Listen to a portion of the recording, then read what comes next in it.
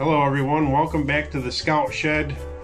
It's been a few weeks since I've made any motorcycle related videos. Still using the GoPro 7 Silver. I've been trying to hunt down some 6 black GoPros, and I've had some bids on eBay on some newer ones. You know, hopefully by maybe spring I might end up with a GoPro 7 Silver. I'm already on the Silver. I might end up getting a 7 black or a 6 black, depending on if I can find a good either unused or something. But I promise in the spring, when the weather gets a little bit better. It's pretty chilly outside today, but as you can see, we have no snow again. It looks like spring outside. A little damp out there and windy, and I just wanted to touch base. And been working on a few things in the house like you've seen in some of my other videos, and I still want to keep going on some motorcycle related, Indian Scout related videos whenever I can. I'm hoping at some point I can get out and do something with the bike, but I've been working on some things in the Scout Shed too. I got some new additions so you guys don't have to look at all the plywood anymore. I know it's a little dark in here still. I don't have the solar panel set up in here yet with all the lights, but no more blank space. Yeah, I got the Scout 60 on the trickle charger like I should have done, but I got a new addition I'm going to add to the shed today. It's a Indian motorcycle. It's a license plate topper. It's got the porcelain finish on it. It's real heavy.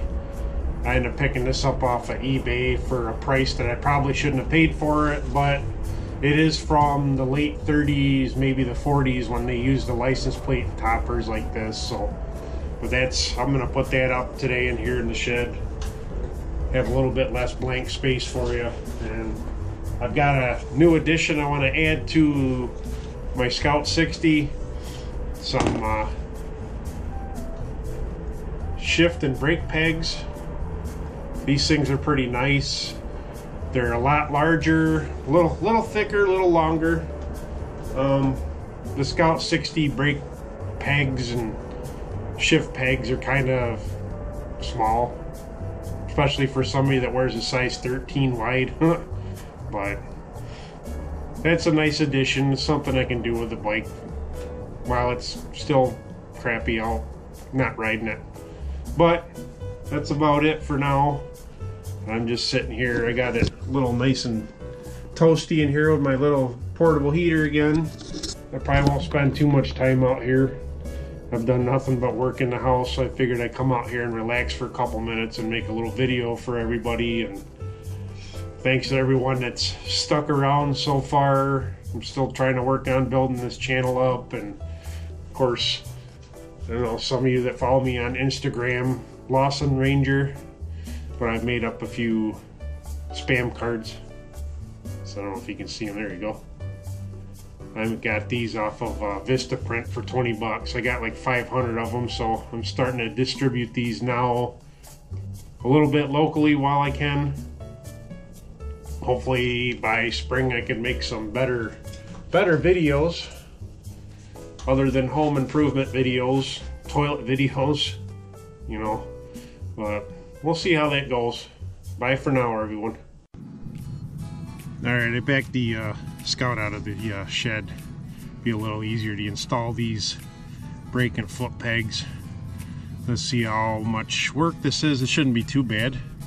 It looks like I have to pull a little end piece off and then just install the new ones. Let's see how this goes, I guess.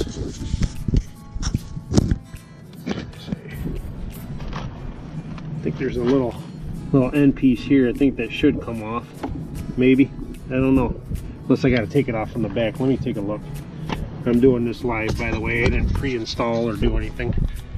What do we got? Nope. Looks like I got a end cap I got to take off to do this. Alright.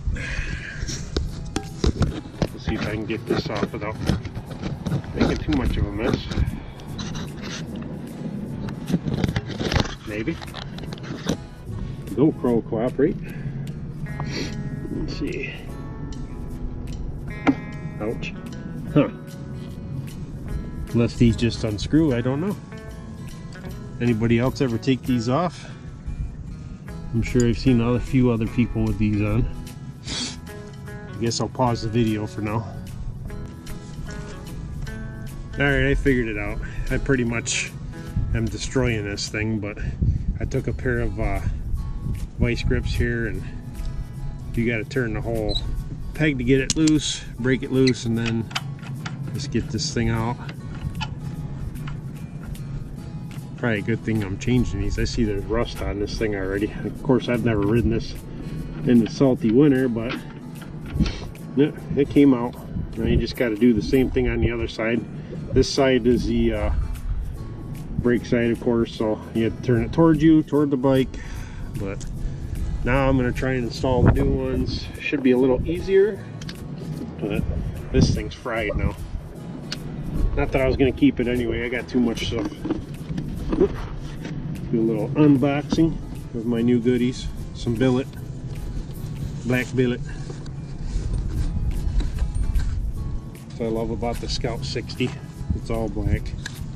You get these things out. See, they come with little Allen wrench or Allen screws. Sorry, one for each side. Just pull it out of the box, and I probably should clean that out, but who's gonna see it? Slide it in there.